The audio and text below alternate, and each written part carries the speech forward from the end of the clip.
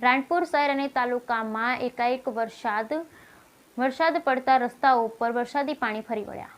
હવામાન વિભાગ દ્વારા ભારે વરસાદની આગાહી આપવામાં આવી છે, ત્યારે બોટાદ જિલ્લાના રાણપુર શહેર અને રાણપુર તાલુકામાં કાળા ડિબાંગ વાદળો સાથે એકાએક ધોધમાર વરસાદ તૂટી પડ્યો।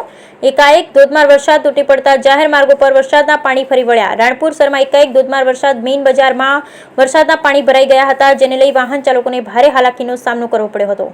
રાણપુર તાલુકાના અણિયારી, કેરિયા, ધારપીપળા, કરનારા, નાગનેશ, રાજપાપડા, ખોખરિયા, હડમતાળા સહિતના ગામોમાં પણ ધોધમાર વરસાદ વરસ્યો હતો। વરસાદ થતાં વાતાવરણમાં ઠંડક પ્રસરી। બ્યુરો રિપોર્ટ વિપુલ લુહાર, રાણપુર।